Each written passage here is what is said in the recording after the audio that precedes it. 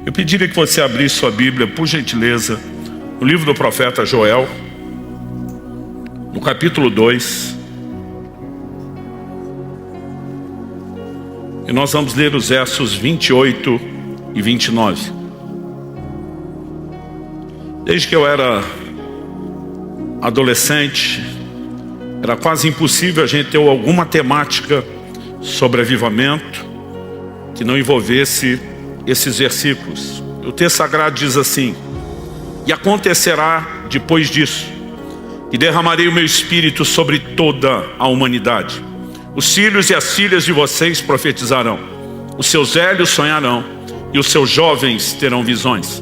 Até sobre os servos e sobre as servas derramarei o meu espírito naqueles dias. Pai, nós pedimos graça e favor do alto, porque queremos de fato receber do Senhor não apenas entendimento e informação, não apenas orientação e instrução. Nós clamamos que o Senhor nos leve além da correção, do consolo da palavra, a um lugar onde haja resposta a todo estímulo vindo do céu. Que o Senhor encontre em nós retorno, que haja entendimento espiritual, que haja compreensão, a capacidade de absorver e corresponder com o Senhor por meio da palavra recebida. Nós oramos em nome de Jesus. Amém. Bom, o profeta Joel, pelo Espírito de Deus, está anunciando algo que aconteceria não apenas nos seus dias, mas, como veremos daqui a pouco, aconteceria também de forma replicada em tempos vindouros. No dia de Pentecostes, o apóstolo Pedro se levanta quando uma multidão atônita está ouvindo o povo falando em línguas no dia de Pentecostes. Diz: ei, esses homens não estão bêbados, embriagados, como alguns de vocês estão pensando, sendo ainda 9 horas da manhã. Ele diz: mas isso é o que foi dito pelo profeta Joel. E ele simplesmente repete esse texto, praticamente todo nos seus detalhes. A diferença é que o apóstolo Pedro, em vez de dizer e acontecerá depois disso, diz o Senhor, ele diz e acontecerá nos últimos dias, diz Deus. Pedro não apenas reivindica o cumprimento da profecia de Joel, diz o que está acontecendo agora, é isso. Mas ao dizer e acontecerá nos últimos dias, ele está dizendo essa palavra que teve cumprimento parcial nos dias de Joel, que está tendo cumprimento agora, ela ainda terá cumprimento replicado no tempo do fim. Portanto, esperamos, crendo como uma promessa de Deus, que haverá um grande derramar do Espírito Santo, jamais visto, jamais experimentado, jamais presenciado. Evidente que se você estuda a história da igreja, você vai perceber que desde a virada do século XIX para o XX, Deus está visitando e chacoalhando a terra com o poder do Espírito Santo, de maneira que poucas vezes se viu depois dos primeiros séculos da história da igreja. Mas nós cremos que tudo isso ainda é parte de uma preparação, é um prenúncio de algo maior que virá. E como disse o profeta Elias, muitas vozes proféticas estão anunciando no nosso tempo. Eu ouço o ruído de abundante chuva. Haverá um grande mover do Espírito Santo, como essa terra jamais viu. Esse é um bom momento para você dar amém, glória a Deus, aleluia, concordar. Bom, nós entendemos essa declaração, né? Não apenas Pedro dizendo, olha, isso não está limitado aos dias de Joel, está acontecendo agora, tempos depois. E quando ele diz nos últimos dias, nós sabemos que mais uma vez a figura está sendo projetada para um cumprimento futuro. Olhamos para a declaração do apóstolo, do profeta Joel, e antes dele fazer essa declaração, e acontecerá depois que derramarei do meu espírito, nós vemos que ele faz a seguinte declaração no verso 23 de Joel 2: filhos de Sião, alegrem-se e exultem no Senhor seu Deus, porque ele lhes dará as chuvas em justa medida, fará descer como no passado as primeiras e as últimas chuvas. As eiras se encherão de trigo, os lagares transbordarão de vinho e de azeite. Restituirei os anos que foram consumidos pelo gafanhoto. No verso 26 ele diz: vocês terão comida em abundância, ficarão satisfeitos e louvarão o nome do Senhor seu Deus, que fez maravilhas em favor de vocês. No 27 ele diz: vocês saberão que eu estou no meio de Israel, que eu sou o Senhor, o Deus de vocês, não há outro, e nunca mais meu povo será envergonhado. Mas depois de falar dessas chuvas, que trariam ordem na situação econômica, na produção de mantimento, que traria restauração em tudo aquilo que eles estavam vivendo. Parte do que eles estavam vivendo eram as consequências do pecado anunciado desde os dias da lei de Moisés. O Senhor dizia: se vocês me obedecerem, haverá bênção sobre vocês. Mas se vocês me desobedecerem, os céus fecharão, não haverá chuva. E várias vezes ao longo da história bíblica nós vemos isso acontecendo. O profeta Elias anuncia um juízo e durante 3 anos e meio não houve chuva. Mas agora Deus está chamando o povo a um lugar de arrependimento. E Ele está prometendo: eu vou fazer algo extraordinário. Mas Deus diz: depois de derramar as chuvas naturais, e acontecerá depois, eu vou derramar do meu espírito as chuvas espirituais. Interessante que quando Deus fala das naturais, que é o paralelo para o que Ele vai declarar depois, Ele faz a seguinte declaração: farei descer no passado as primeiras e as últimas chuvas. Deus estava dizendo, né, Ele dará as chuvas em justa medida. Ele estava falando dos ciclos da chuva. Há momentos específicos onde, a partir dos ciclos da chuva, os agricultores coordenavam o plantio. O que eram as primeiras e últimas chuvas? As traduções mais antigas dizem a chuva temporã e a chuva serôdia, as primeiras e as últimas. As primeiras amoleciam o solo e facilitavam o trabalho de arar a terra e lançar a semente. Era uma preparação para a colheita. Mas antes da colheita, viriam as últimas chuvas, que eram sempre mais abundantes e intensas do que as primeiras. Elas iriam potencializar o crescimento e favorecer a colheita. Deus fala a respeito desses ciclos naturais antes de apresentar no plano espiritual aquilo que Ele faria em favor do seu povo. E quando nós vemos o apóstolo Pedro dizendo: não está acontecendo agora, mas acontecerá de novo nos últimos dias. Que últimos dias são esses que o apóstolo Pedro está falando? Ele vai citar uma outra parte de Joel 2. Eu li o verso 28 e 29. Mas quando você vê o 30 e 31, a Bíblia diz assim: mostrarei prodígios no céu e na terra, sangue, fogo e colunas de fumaça.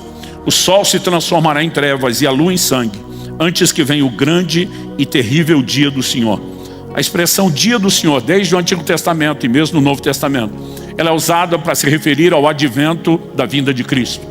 E nós temos sinais que foram anunciados por Joel na sua profecia, que se cumpriram nos seus dias. Nós temos uma parte desses sinais, como o derramar do Espírito, porque Deus tinha dito e acontecerá depois. Ele estava dizendo: nem tudo será imediato, que aconteceram no dia de Pentecoste. Mas mesmo no dia de Pentecoste, quando Pedro diz acontecerá nos últimos dias, ele menciona: o sol se converterá em trevas, a lua se converterá em sangue. E todos esses são sinais bíblicos relacionados à segunda vinda de Cristo. Tanto Jesus fala sobre isso no Evangelho de Mateus, no capítulo 24, né? Como o livro do Apocalipse, mencionando a abertura dos selos, vai falar do sol escurecendo, da lua em sangue. Isso não aconteceu no dia de Pentecoste. Esses sinais pertencem ao grande desfecho. Portanto, nós sabemos que ao mencioná-los, o apóstolo Pedro, assim como Joel está anunciando, uma parte já aconteceu, a outra está acontecendo, e outra parte da profecia ainda irá acontecer. E quando você tem esse entendimento de algo futuro e ligado à vinda de Cristo, observando essas figuras das chuvas, a gente consegue também entender e compreender uma outra figura bíblica, que está lá em Tiago, no capítulo 5, dos versículos 7 a 8, 7 e 8. Ele diz: portanto, irmãos, sejam pacientes até a vinda do Senhor. Eis que o lavrador aguarda com paciência o precioso fruto da terra, até receber as primeiras e as últimas chuvas. Sejam também vocês pacientes e fortaleçam seu coração, pois a vinda do Senhor está próxima. Um dos fundamentos bíblicos do Evangelho proclamado foi anunciado aos apóstolos quando eles presenciaram o nosso Senhor ser assunto aos céus. 2 anjos se colocam do lado deles e diz: esse mesmo Jesus há de voltar da mesma forma como vocês o viram ir. A Bíblia diz que ele parte do Monte das Oliveiras. E o livro do profeta Zacarias diz que naquele dia, o dia do Senhor, os seus pés estarão novamente no Monte das Oliveiras. Basicamente o que Deus estava dizendo: eu ainda não terminei. A vinda de Cristo é o grande desfecho da redenção. E esse tempo será um tempo extraordinário. Mas por que Tiago está dizendo: sejam pacientes até a vinda do Senhor? Quando essa mensagem começou a ser proclamada nos primeiros dias da igreja, houve e aconteceu alguns excessos. O primeiro deles você percebe na epístola de Paulo aos Tessalonicenses. O apóstolo Paulo diz assim: ninguém de modo nenhum vos perturbe, insinuando que o dia do Senhor já chegou. Haviam pessoas dizendo: não, Jesus já veio e vocês é que perderam o bonde e nem viram. Mas esse assunto ainda gerava muita confusão doutrinária. O apóstolo Paulo chega ao ponto de dizer: se alguém não trabalha, esse também não coma. E eu consigo entender o que ele está escrevendo aos Tessalonicenses à luz do que eu, com muitos colegas, vivemos na década de 80. Na década de 80 se falava, se pregava e se cantava muito mais sobre a vinda de Jesus do que fazemos nos últimos anos e nas últimas décadas. E eu lembro que ainda adolescente, cheio do Espírito Santo, junto com outros amigos, a gente ficava dizendo o seguinte: estudar para quê? Jesus está voltando mesmo. Trabalhar para quê? Jesus está voltando mesmo. A única coisa que a gente não queria abrir mão era casar. Então a gente dizia: Maranata, vem Jesus, mas espera a gente casar. Como se fosse possível casar sem estudar e trabalhar. Mas esses excessos sempre aconteceram. E dá para entender isso na cabeça de um adolescente, ainda imaturo, no meio de um lugar de muita ênfase sobre a vinda de Cristo. Mas Paulo ter que corrigir os adultos me chama a atenção. No entanto, nós saímos de um extremo, onde todo mundo está dizendo: Jesus está na iminência, não adianta fazer mais nada, para um outro extremo. Qual é o outro extremo? Esse se encontra na epístola escrita pelo apóstolo Pedro. Na verdade, na segunda epístola de Pedro, no capítulo 3, ele começa a falar que nos últimos dias virão escarnecedores com suas zombarias, andando segundo as suas paixões. Estou lendo o verso 3 de 2 de Pedro 3, agora o 4. E dizendo: onde está a promessa da sua vinda? Porque desde que os pais morreram, todas as coisas permanecem como desde o princípio da criação. Ou seja, entra geração, sai geração. Muitos dos nossos líderes cristãos já estão partindo para o Senhor. Cadê Jesus que não veio? No início a ênfase é: ele está voltando, não vai dar tempo de fazer nada. Daqui a pouco por que é que não voltou? Pelo jeito não vai voltar não. Então Tiago está escrevendo dizendo: irmãos, sejam pacientes. Ele disse que voltaria, ele vai voltar. Sejam pacientes. Agora, enquanto ele está pedindo paciência, ele nos apresenta um modelo de paciência, para a paciência que eu e você temos que exercer. E diz: sejam pacientes até a vinda do Senhor. Qual o modelo que ele apresenta? Eis que o lavrador aguarda com paciência o precioso fruto da terra, até receber as primeiras e as últimas chuvas. E diz: nenhum lavrador vai plantar antes das primeiras chuvas, e nenhum lavrador vai colher antes das últimas chuvas. Ele tem que esperar com paciência, porque se ele não esperar, ele sabota a colheita. São as últimas chuvas que vão determinar o potencial da grande colheita. Então ele está dizendo: do mesmo jeito que o lavrador espera, sejam também vocês pacientes. Fortaleça o coração, pois a vinda do Senhor está próxima, ele voltará. Mas ao mesmo tempo que Tiago usa o lavrador como uma figura para pedir paciência, falando da nossa paciência, eu creio que ele também está apresentando o que nós podemos chamar e classificar de uma alegoria profética. Cristo é o lavrador, nós somos o precioso fruto da terra. E ele ainda não voltou porque ele está exercendo paciência. Porque se ele retornar antes das últimas chuvas, a maior colheita de todos os tempos, a maior colheita de almas, preste atenção, de todos os tempos, ainda está para acontecer. E nosso Senhor está pacientemente esperando a maior colheita de almas que essa terra jamais presenciou. Porque essa colheita acontecerá depois das últimas chuvas. Pastor, como sabemos que podemos aplicar essa declaração da paciência do agricultor em relação à própria pessoa e à vinda de Cristo? Porque quando nós olhamos para a própria palavra de Deus, nós encontramos essa declaração. No verso 9 de 2 aos Coríntios 3, de 2 de Pedro 3, no mesmo capítulo, ele diz: o Senhor não retarda a sua promessa. Que promessa? Ele está falando da promessa da sua vinda, da qual alguns estavam zombando, dizendo: não, ele não volta a nada. O Senhor não retarda a sua promessa, ainda que alguns a julguem demorada. Pelo contrário, ele é paciente com vocês. Então preste atenção: não querendo que ninguém pereça, mas que todos cheguem ao arrependimento. Porque ele não voltou ainda, ele está exercendo paciência, paciência, paciência, porque ele não quer que ninguém pereça. Ele está de olho na maior colheita de almas, ele quer o maior número possível de pessoas salvas. Então preste atenção: essa profecia sobre as últimas chuvas, ela é fundamental no desfecho da obra de Deus, ligada a toda o grande desfecho da redenção, porque será esse grande e poderoso derramar do Espírito Santo que trará uma colheita sem precedentes. Agora, nos dias de Joel nós tivemos uma parte do cumprimento, nos dias de Pentecostes nós tivemos outra, e no tempo do fim teremos outra. A pergunta é, tudo isso acontece apenas porque Deus de forma unilateral decide agir? Ou será que de alguma forma eu e você somos chamados a um lugar de interação?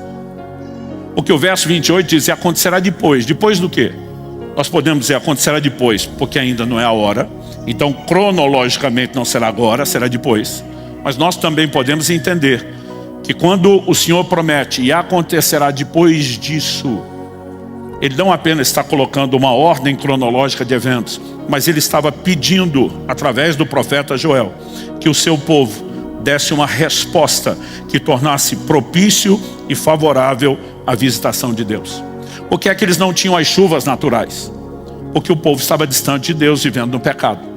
E Deus está chamando o povo ao arrependimento. Porque desde o Antigo Testamento era o ensino e a base para que os céus, de bronze fechado pudessem se abrir e as chuvas fossem derramadas. E Deus está dizendo que do mesmo jeito que Ele faria com as chuvas naturais, Ele faria com as chuvas espirituais. Isso significa que assim como eles precisavam mudar a atitude, entrar no lugar de arrependimento, voltar-se para Deus de todo o coração, e essa é a chamada que começa no verso 12 de Joel 2. Ainda assim, agora mesmo, diz o Senhor, convertam-se a mim de todo o coração, com jejuns, com choro, com pranto, rasguem o coração e não as suas roupas, convertam-se ao Senhor seu Deus, porque Ele é bondoso, compassivo, tardio, irá-se, grande misericórdia, e muda de ideia quanto ao mal que havia anunciado. Quem sabe se Ele não se voltará, mudará de ideia, e ao passar deixe uma bênção, para que vocês possam trazer ofertas de cereais e libações ao Senhor seu Deus.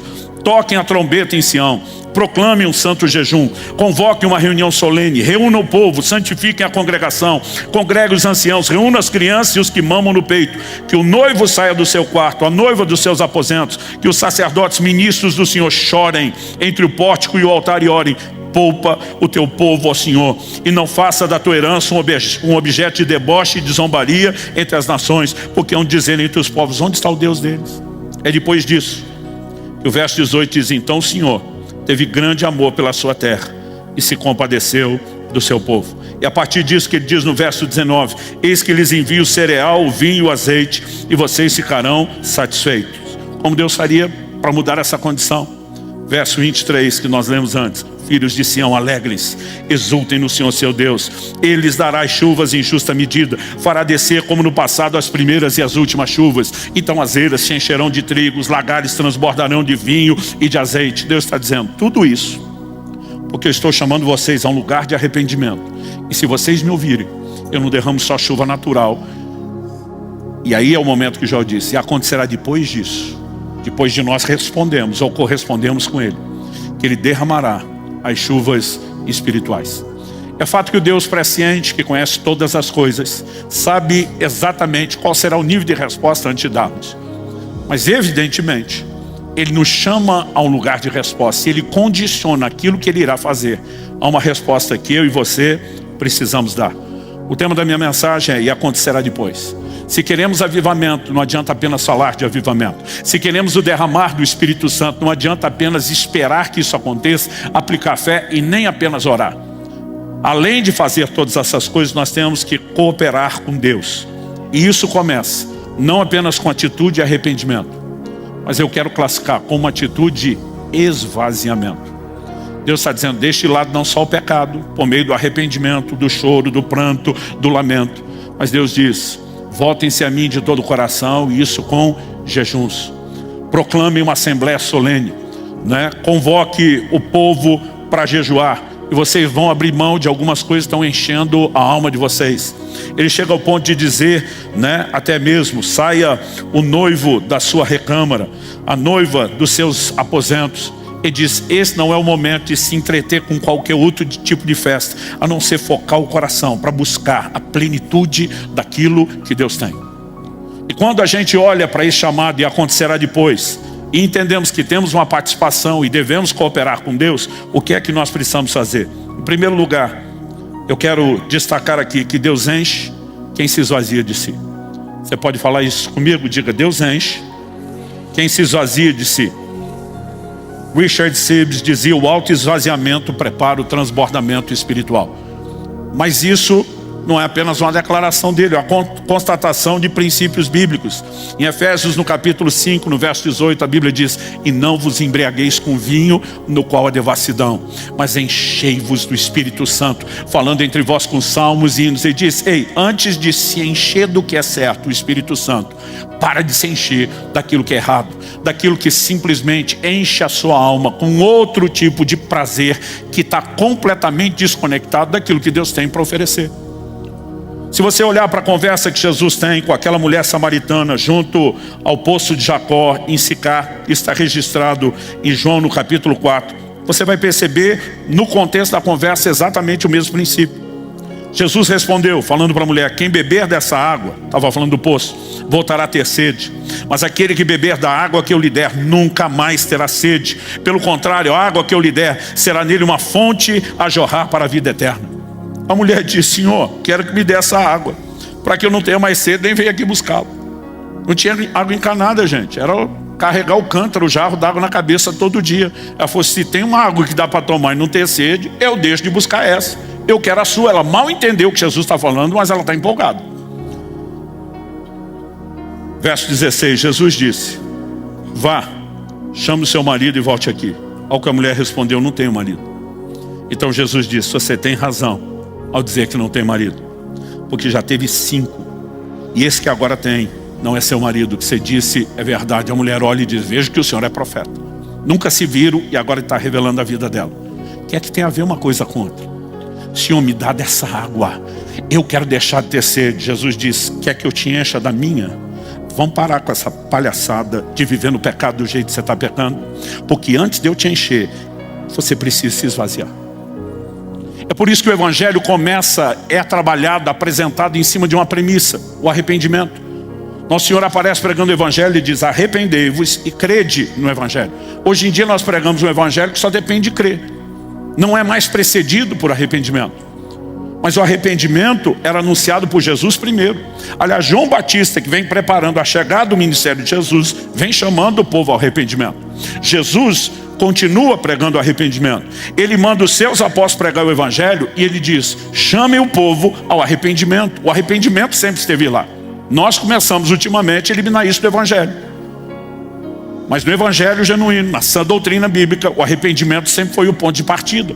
O livro de Hebreus, no capítulo 6, quando estabelece os rudimentos, os princípios elementares da doutrina de Cristo, antes de falar da fé em Deus, ele fala primeiro do arrependimento de obras mortas. Sabe, se as pessoas não têm por que se entristecer, reconhecendo que os seus pecados a levaram para o lugar pior e desconectaram de Deus, me explica por que é que elas precisam de salvação. Porque se não tem nada errado, não há necessidade de solução. Agora, se tem algo errado, aquilo tem que ser reconhecido, tem que ser lamentado para que possa ser mudado. E talvez a ausência de uma grande transformação de vida cristã na vida de muitos seja a ausência de arrependimento. Talvez de todas as gerações, estamos falando do Evangelho, não apenas da nação de Israel, do Antigo Testamento, talvez de todas as gerações da igreja. Esse tempo do fim que nós estamos vivendo seja um dos mais delicados. As pessoas estão perdendo o temor de Deus. O próprio apóstolo Paulo, pelo Espírito, diz: o Espírito afirma expressamente: nos últimos dias muitos apostatarão da fé, vão buscar mestres que falem aquilo que eles têm coceira no ouvido, vontade de ouvir. Ou seja, não estão mais abertos para ouvir o que Deus tem a dizer. Eles vão estar implorando: fala o que a gente quer, adapta o Evangelho às nossas necessidades, à nossa busca de prazer. Mas se nós queremos viver o que Deus tem, de verdade, para valer, nós vamos ter que resgatar isso, porque Deus só enche quem se esvazia de si. Quem está entendendo, diga amém. E aí, se você volta para o livro do profeta Joel, você vai entender porque ele começa dizendo: voltem-se a mim de todo o coração. Deus está dizendo: eu não quero uma parte de você, eu não quero uma parte do seu coração, eu não quero você dividido entre me buscar e as outras coisas que estão enchendo o seu coração e mantendo você longe de mim. Isso me vai lembrar do profeta Elias, falando com a geração dos seus dias, que está precisando de chuva. Até quando vocês vão cochear entre dois pensamentos? Ele disse: se Baal é Deus, servir. Se o Senhor é Deus, servir. Ele diz: o que não dá é para ficar mancando, um pé aqui e um pé lá, um pé para o lado de Baal, um pé para o lado de Deus. Ele está dizendo: vocês querem restauração, vocês querem chuva, volte-se a Deus de todo o coração. Essa é a mensagem que nós encontramos ao longo de toda a Escritura. E eu lhe garanto, nada mudou. Deus ainda está esperando um povo que se esvazie de si, para que ele possa enchê-lo como nunca antes da sua presença. E aqui nós temos uma ferramenta importante dentro desse processo. Ela se chama jejum. Voltem-se a mim de todo o coração, e isso com jejuns. Convoquem um santo jejum. No Antigo Testamento havia um único jejum compulsório, obrigatório, uma vez ao ano, o dia da expiação. Por quê? Porque era o dia de lamento pelos pecados, era o dia do arrependimento, era o dia do perdão. Então a ordem dada por Deus é: quem não afligir sua alma será eliminado do povo. Deus está dizendo: vocês querem perdão? Vocês precisam se arrepender. Ainda que durante a lei do Antigo Testamento não houvesse transformação, já havia perdão. Mas para que o perdão fosse liberado, havia necessidade de arrependimento. E Deus chamava todo mundo a jejuar nesse dia. Mas em outros momentos, além desse dia, haviam convocações proféticas. Quase sempre que havia um chamado ao arrependimento, havia também um chamado da parte de Deus, para que as pessoas se voltassem ao jejum. E a pergunta é: por quê? Porque o jejum é uma ferramenta de mortificação da carne. E a segunda coisa que eu quero destacar aqui para você é a incompatibilidade entre o Espírito Santo e a nossa carne. Pense algo tipo água e óleo, que não se misturam, que não dá liga, que não são compatíveis. Quando nós lemos lá no livro de Gênesis, no capítulo 6 e no verso 3, Deus anunciando o motivo pelo qual o dilúvio viria. Gênesis capítulo 6, verso 3 diz: o meu espírito não agirá para sempre no ser humano, pois este é carnal, e os seus dias serão 120 anos. Aqui Deus não estava falando da duração do período de construção da arca. Deus está diminuindo o tempo de vida da humanidade antes mesmo do dilúvio. Porque Ele está dizendo: meu espírito não vai agir para sempre. As pessoas viviam, as primeiras gerações, quase 1 milênio. Vários passaram dos 900 anos. E Deus está dizendo: o meu espírito está agindo, insistindo. Eles ignorando, o homem insiste em ser carnal. Deus diz: quer saber? Vou diminuir o tempo da ação do meu espírito na vida deles. Daqui para frente, seus dias serão 120 anos. A média de vida cai drasticamente depois do dilúvio. Alguém que vive a medida cheia como Moisés vai fazer declarações dizendo que a vida do homem é quando muito 70 ou 80 anos. As pessoas já nem estavam acompanhando, ou vivendo aquele potencial idealizado de Deus. E algo que você percebe nessa narrativa desde o início é que a obra do Espírito Santo não é compatível com a inclinação da carne. Sabe, há uma diferença entre a maneira como Jesus é cheio do Espírito Santo e que os apóstolos e os primeiros discípulos são cheios do Espírito Santo. No dia do batismo de Jesus, João Batista viu o Espírito descer em forma corpórea, como de pomba. Normalmente usamos uma pomba branca para representar o Espírito Santo por causa dessa visão. Mas o que eu e você precisamos entender é que no dia de Pentecoste não se viu uma pomba sobre ninguém. O que a Bíblia diz foram vistos eram línguas como que de fogo. Qual a diferença? Qual o motivo disso? A diferença é que a experiência de Jesus com o Espírito Santo é uma, porque não há pecado. E a experiência dos seus discípulos é outra. Ele está dizendo: para que vocês realmente possam ser cheios, haverá necessidade de purificação, haverá necessidade de santificação. O movimento pentecostal que varreu o mundo na virada do século XIX para o XX começa com o maior movimento de santificação da história da igreja, com as pessoas sendo chamadas a uma experiência. Eles anunciavam a experiência do batismo do Espírito Santo, não por esse nome, não como necessariamente algo que estivesse ligado à manifestação dos dons espirituais. Isso viria depois. Eles começaram a pregar uma mensagem chamada inteira santificação, porque eles reconheciam que somente quando as pessoas realmente se entregavam de verdade para Deus e eram de fato visitadas pelo poder do Espírito Santo, é que havia diferença nessa área. E eles não reconheciam uma vida cheia do Espírito Santo que não fosse precedida por santificação. Em Gálatas, no capítulo 5, nos versos 16 e 17, o apóstolo Paulo também deixa claro essa incompatibilidade. Digo, porém, o seguinte: vivam no Espírito, e vocês jamais satisfarão os desejos da carne. Porque a carne luta contra o Espírito, e o Espírito contra a carne, porque são opostos entre si, para que vocês não façam aquilo que querem. Quando chega no verso 24 e diz: os que estão de Cristo Jesus crucificaram a carne com suas paixões e os seus desejos. Se vivemos no Espírito, andemos também no Espírito. O que tem acontecido com a mensagem da cruz? Com Paulo dizendo: estou crucificado com Cristo, já não vivo mais eu, mas Cristo vive em mim. De alguma forma nós estamos colocando isso tudo fora. Jesus deixou de ser o Senhor a quem nós reverenciamos, e agora nós somos os senhores para quem Ele trabalha. Nós estamos mudando completamente a ênfase de tudo, gente.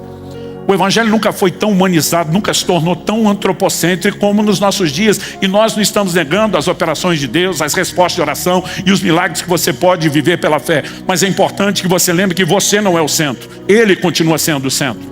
Tudo diz respeito a Ele. A Bíblia diz que tudo é dele, por Ele, para Ele são todas as coisas. Tudo gira em torno dele. E a palavra de Deus é claro: se não crucificarmos a carne com paixões, com desejos, nós jamais poderemos viver no Espírito da forma como se espera que nós vivemos. Ou seja, nós não podemos esperar ser cheio de Deus sem nos esvaziarmos, porque há uma incompatibilidade entre o Espírito Santo e a carne. Quando nós olhamos para o livro de Romanos, nós vamos ver Paulo ensinando exatamente as mesmas coisas em Romanos no capítulo 8. Você percebe declarações, como por exemplo a do verso 5 e 6. Os que vivem segundo a carne se inclinam para as coisas da carne, mas os que vivem segundo o Espírito se inclinam para as coisas do Espírito. Ou você pende para um lado ou pende para o outro. Ele diz: pois a inclinação da carne é morte, mas a do Espírito é vida e paz. Porque a inclinação da carne é inimizade contra Deus, pois não está sujeita à lei de Deus, nem mesmo pode estar. Portanto, os que estão na carne não podem agradar a Deus. Mas o verso 9 diz: vocês porém não estão na carne, mas no Espírito, se de fato o Espírito de Deus habita em vocês. E ele vai dizer no verso 11: e se em vocês habita o Espírito daquele que ressuscitou Jesus dentre os mortos, esse mesmo que ressuscitou Cristo dentre os mortos, vivificará também o corpo mortal de vocês por meio do seu Espírito que habita em vocês. E é lógico que isso não é apenas uma promessa da glorificação final, mas o poder do Espírito Santo pode se manifestar em nós. A carne pode ser mortificada, ela pode ser crucificada, e eu e você podemos ser cheios, como Paulo diz aos Efésios, até a inteira plenitude de Deus. Aliás, o contexto da carta de Paulo aos Efésios, no capítulo 4, no verso 30, quando ele diz: não entristeça o Espírito Santo, é qual? É justamente a necessidade de mudança de vida, de mudança de comportamento. Então, antes de em Efésios 4:30 ele dizer: não entristeçam o Espírito Santo, no verso 20 ele diz: não foi assim que vocês aprenderam a Cristo, se é que de fato ouviram falar dele, nele foram instruídos, segundo a verdade em Jesus. Quanto à maneira antiga de viver, vocês foram instruídos a deixar de lado a velha natureza, que se corrompe segundo desejos enganosos, a se deixar renovar no espírito do entendimento de vocês, e a se revestir da nova natureza, criada segundo Deus, em justiça e retidão procedentes da verdade. Como que você se despe do velho homem e veste do novo? Mudança de comportamento. Verso 25: por isso, deixando a mentira, cada um fale a verdade. Fiquem irados e não pequem, não se ponha o sol sobre a vossa ira, nem deem lugar ao diabo. Mudança de comportamento. Aquele que roubava, não roube mais, pelo contrário, trabalhe fazendo com as mãos o que é bom, para que tenha o que repartir com o necessitado. Não saia da boca de vocês nenhuma palavra suja, mas somente o que for boa para edificação. O tempo todo, mudança de comportamento. Nós deixamos a carnalidade, nós deixamos o pecado para reproduzir a imagem de Deus. Quem está entendendo, diga amém. Agora, se eu e você não nos esvaziamos, não seremos cheios. Se eu e você não formos cheios, jamais viveremos a plenitude daquilo que Deus tem. Agora preste atenção, para que nos dias de Joel, o que Deus estava dizendo: eu estou chamando vocês a uma resposta de arrependimento e santificação, e depois eu derramo meu Espírito.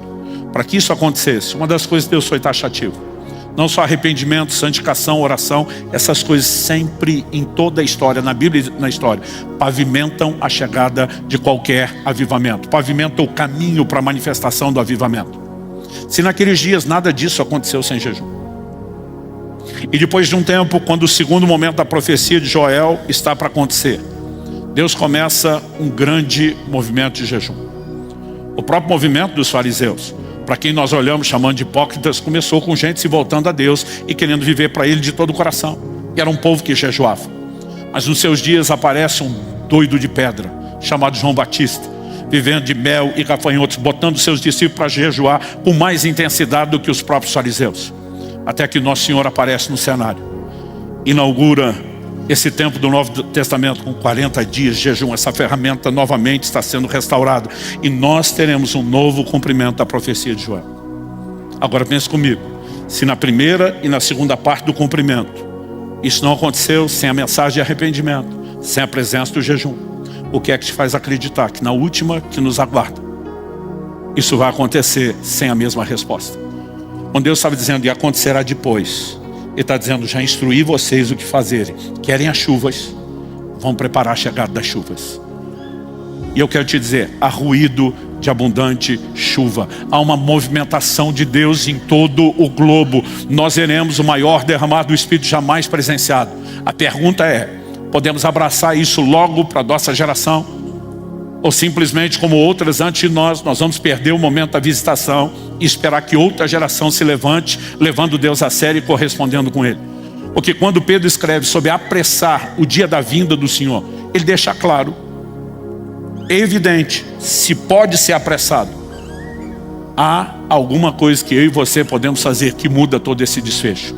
E nós estamos sendo chamados para esse lugar de entrega.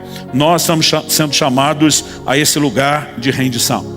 A Bíblia diz que Jesus foi cheio do Espírito Santo no batismo de João. Mas depois o mesmo Espírito o leva ao deserto para ser tentado pelo diabo.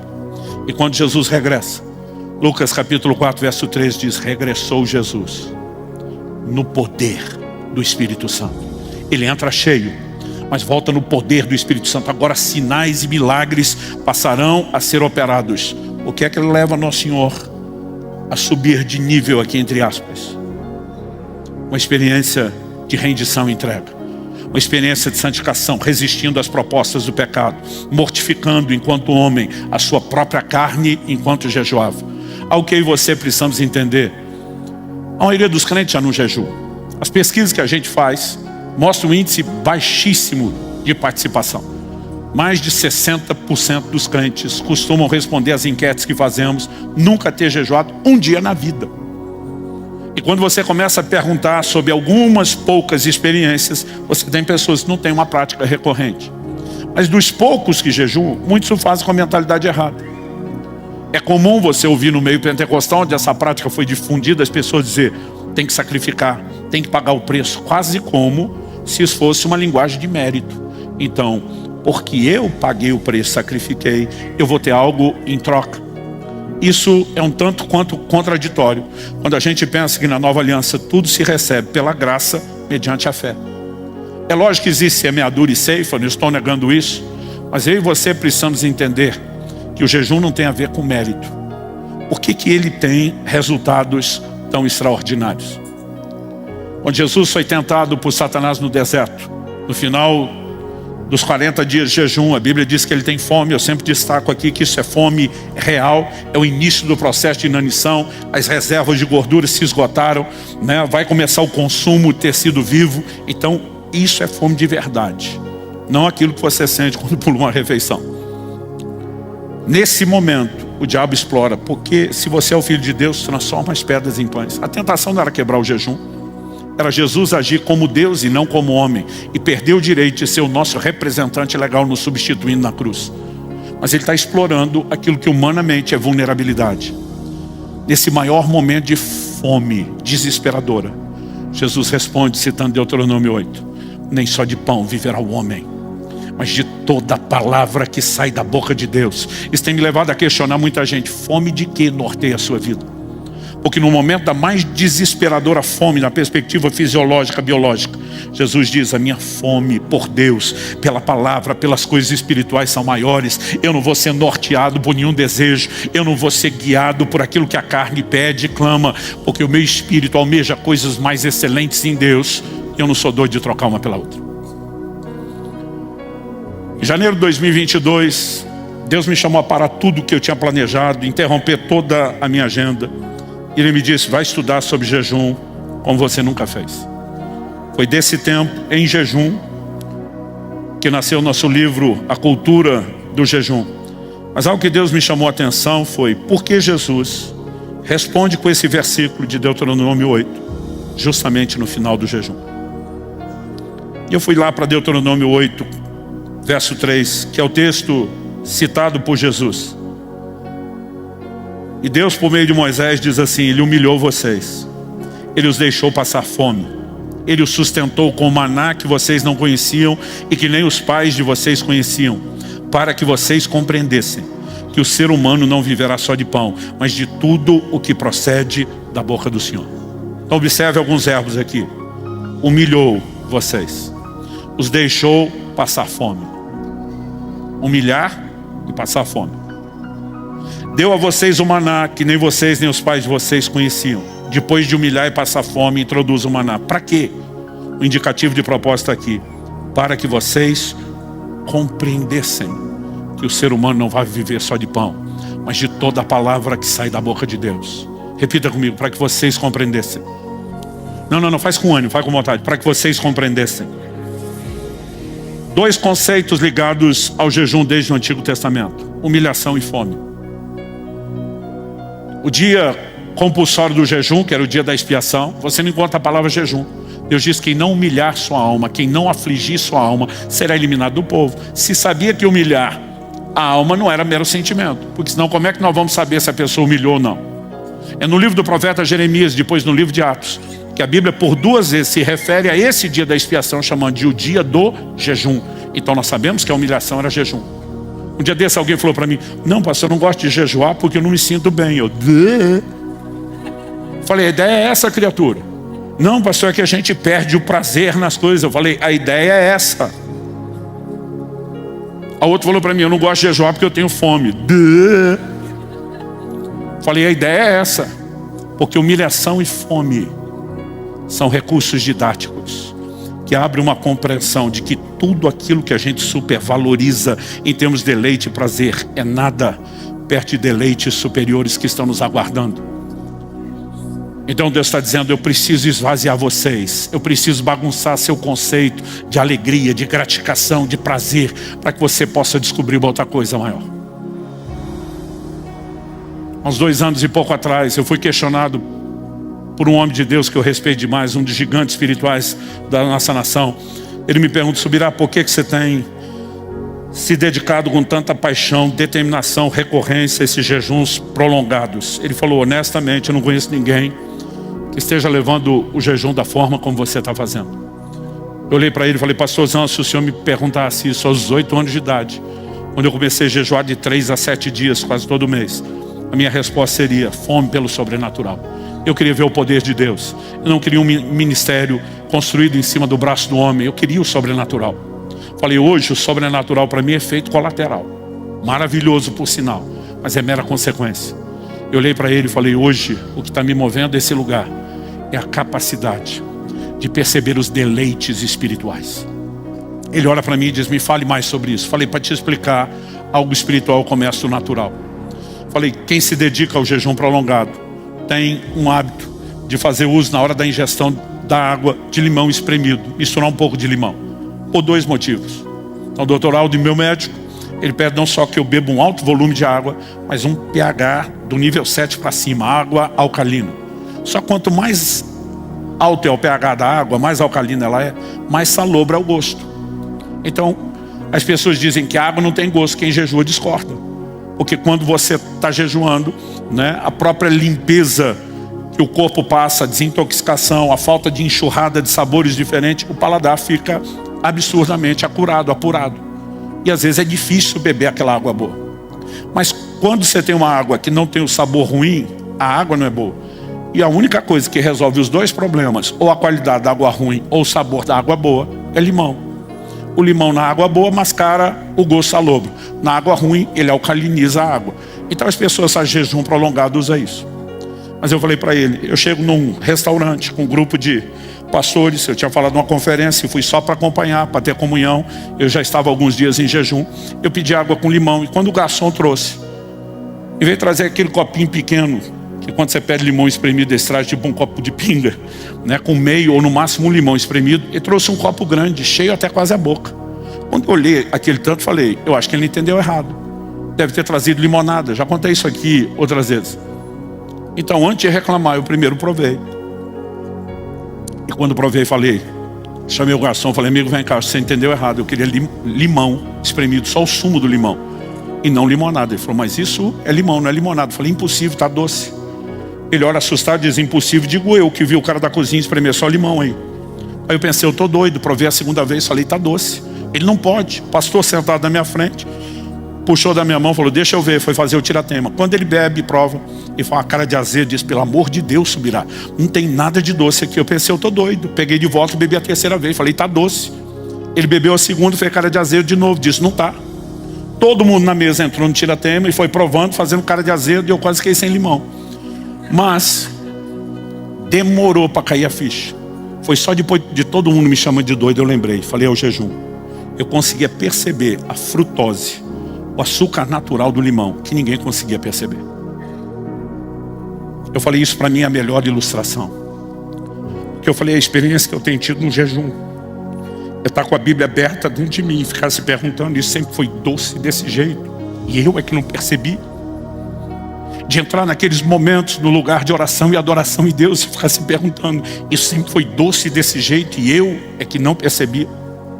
Só que alguns dias depois eu estou em outro evento, acompanhando de novo a turma, sem comer, só para falar de Bíblia, estar à mesa, ter as conversas, trocar os testemunhos e experiências. E depois que termina de comer, pegou como salada, como sobremesa, uma salada de fruta. Gente, para que o limão está doce, imagina as outras frutas.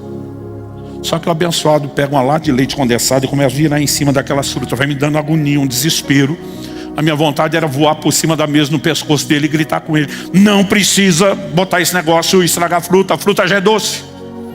Ao mesmo tempo que eu estou indignado querendo falar, eu lembro de quando eu consumia açúcar e eu não conseguia mais sentir o doce da fruta. E eu tinha que botar esses doces artificial do mesmo jeito que ele estava fazendo. E eu pensei, enquanto ele não tiver a experiência que eu tive de limpar o corpo e o paladar, ele nunca vai recuperar a percepção do doce da fruta. Onde eu quero chegar com isso? Qual é o poder da abstinência na prática da vida cristã? Qual a importância do jejum? Ele tem uma didática. Que didática é essa? É a capacidade de te desconectar de prazeres inferiores e te fazer entrar no lugar da percepção de prazeres superiores. A palavra jejum, nestil no grego, uma palavra composta, nem um prefixo de negação. Estil significa comida. Então jejuar em essência é não comer. Hoje em dia virou sinônimo de qualquer tipo de abstinência. E aí você vai ver os crentes dizendo aí, à torta e à direita, estou jejuando rede social. Eu não sou contra. Mas as outras formas de abstinência deveriam ser complementares e não substitutas do jejum de alimento. Números 30 fala de votos que as pessoas faziam para afligir sua alma. Eles iam abrir mão de coisas que eram preciosas com a mesma ideia da comida. Eu tiro algo importante, eu me humilho diante de Deus, porque há uma didática por trás disso. Qual é ela? Seja humilhação, seja fome ou a combinação de ambos. Paulo escreve em 1 Coríntios, no capítulo 7, falando da vida íntima de marido e mulher. Vamos deixar claro que ele está falando aqui do casamento. E ele diz no verso 5, que um cônjuge não pode se negar ao outro. Ele está falando da vida de intimidade física, sexual. Ele diz assim, a não ser, aí você tem uma exceção para que eles deem uma pausa naquele outro tipo de avivamento. Ele diz, a não ser, quando os dois de comum acordo, os dois têm que estar de acordo. Ele diz, resolvem se dedicar à oração. É o que Paulo está dizendo. E quando o casal cristão está vivendo o avivamento pessoal deles na intimidade, não pode orar? Não. Ele está dizendo que aqui sua oração é mediana. Porque você está focado em prazeres inferiores. E diz, se você quer entrar em águas profundas, se você quer descobrir prazeres superiores, vai ter que dar uma pausa no leite condensado para redescobrir o doce da fruta. A igreja vai ter que entender que o chamado de Deus a um lugar de arrependimento e consagração significa a gente não apenas se entreter, mesmo com coisas legítimas. A comida não é pecado. A intimidade do casal não é pecado. São prazeres legítimos que Deus deu. Mas há momentos onde você diz, Senhor, obrigado por isso. Mas está na hora de eu parar de entreter minha alma só com prazeres inferiores e entrar no lugar de uma percepção mais profunda. De novo, um nível de esvaziamento que tem um poder de compreensão, um efeito didático inexplicável. Isso é algo sobrenatural. É por isso que quem jejua com frequência e regularidade testemunha as mesmas coisas. As coisas materiais perdem absurda e inexplicavelmente o seu valor. O coração fica blindado contra a ofensa. O seu centro de gravidade muda. Eu sempre repito essa frase, o centro de gravidade da terra puxa para baixo. O centro de gravidade do céu puxa para cima. Buscar as coisas que são do alto. Pensar nas coisas que são de cima. E há momentos que nós estamos distraídos demais com o leite condensado para poder perceber o que é que nos aguarda. E nesse processo, ao longo de toda a história, Deus chama o povo a um lugar de arrependimento, de consagração. O arrependimento é quando você abre mão do pecado para se voltar a Deus e andar de forma correta. Mas a consagração é quando você abre mão até de coisas lícitas, que não são necessariamente pecaminosas, para que você entre em um lugar ainda mais profundo em Deus. Quem está entendendo, diga amém. E quando eu olho para essa sinalização de que no tempo do fim teremos o maior derramar do Espírito Santo jamais visto, as chuvas mais intensas e abundantes, eu não consigo imaginar um cenário onde eu e você não tenhamos que participar com Deus e onde se declare a mesma coisa que foi dito lá em Joel 2:28. E acontecerá depois. Depois que eu e você nos humilharmos diante dele. Depois que eu e você nos arrependemos. Depois que eu e você pararmos apenas de nos entreter, mesmo com coisas lícitas, e começarmos a lamentar o estado da igreja, a pobreza e a miséria do evangelho. Gente, nós ainda estamos muito longe de refletir a glória de Cristo, o poder de Cristo e chacoalhar essa terra como ela merece ser chacoalhada. Alguns de nós estamos contentes porque a gente está se medindo com o outro, dizendo, estou um pouco melhor. E a gente pega uns referencial bem carnalzinho para se consolar. Mas se olharmos para o padrão que é Cristo, nosso Senhor, se olharmos para o desafio de alcançarmos a estatura do varão perfeito, nós vamos ter que entrar no lugar de entrega como nunca antes. Eu sei que a mensagem hoje é para adulto e para gente grande. Mas eu sinto que há um chamado e uma convocação profética.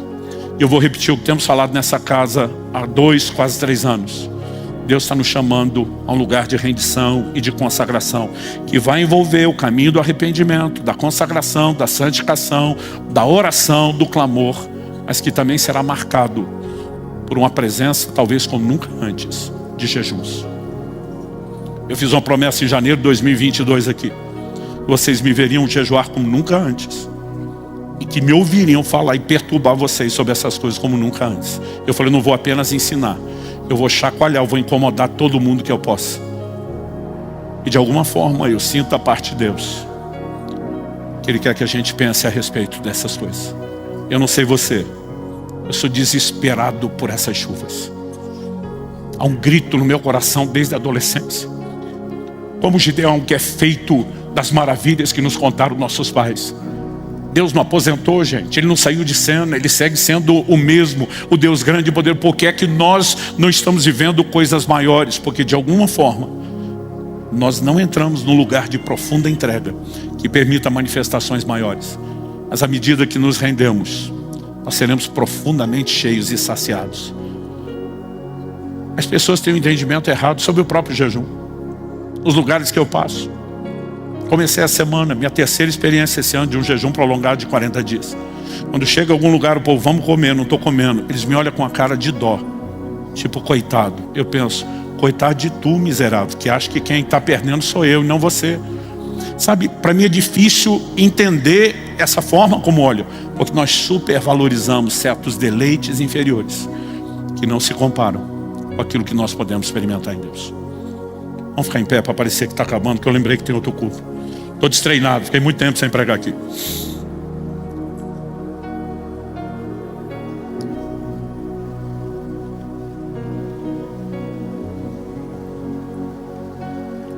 Moody, o grande evangelista, dizia: Deus não despede ninguém vazio, exceto aqueles que são cheios de si mesmo. Mas quando nós nos esvaziamos, Ele normalmente nos enche. Eu creio que está na hora de intencionalmente buscarmos um enchimento do Espírito Santo maior do que qualquer coisa que já experimentamos. Nosso conceito de ser cheio é quase sempre a gente imagina, eu preciso ter mais do Espírito Santo. Mas João 3,34 diz que Deus não dá o Espírito por medida. Ele não é divisível. Então não tem esse negócio de você chegar como quando vai abastecer o carro, está com meio tanque e diz completa. Não, pastor, eu vou lá dar uma carguinha no culto hoje, porque o tanque assim não está totalmente cheio. E aí a gente fica o tempo todo buscando um novo enchimento que a gente acredita que tem um esvaziamento. A ideia de ser cheio na Bíblia é totalmente preenchido.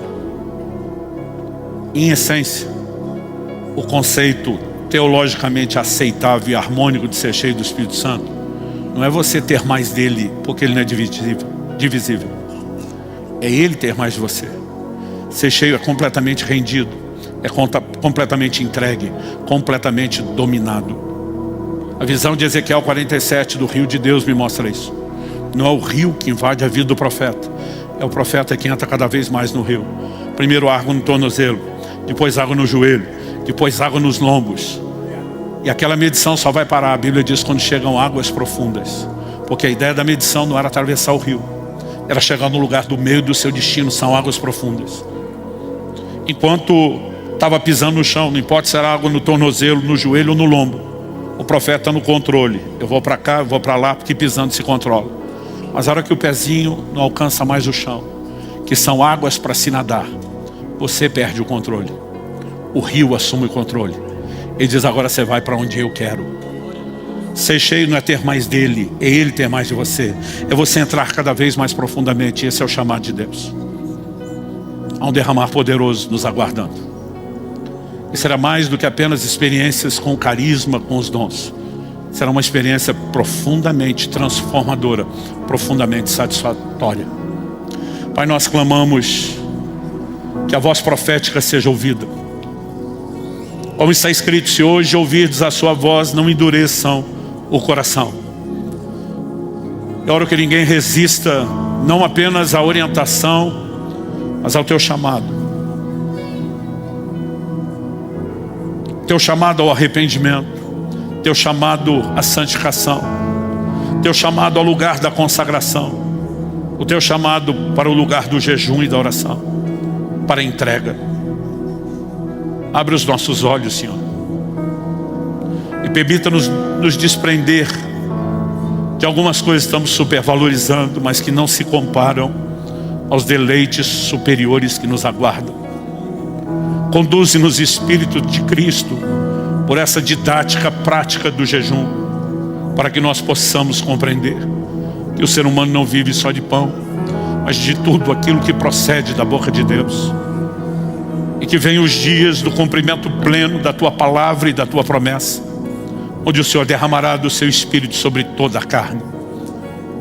Nós clamamos por isso, não apenas enquanto indivíduos, mas pelo cumprimento do teu propósito coletivo. E queremos cooperar contigo para apressar esse dia. Nós oramos em nome de Jesus. Em nome de Jesus. Coloca diante de Deus sua vida. Talvez o Espírito Santo esteja compungindo o seu coração para a necessidade de se arrepender de algo, de dar uma guinada, de mudar a mente e o coração. A palavra arrependimento fala de mudança de mente, de direção. Fala de conversão, de alguém que dá meia volta e muda completamente a direção em que caminhava. Nós precisamos de uma resposta para Deus. E a hora que você possa dá-la, em nome de Jesus.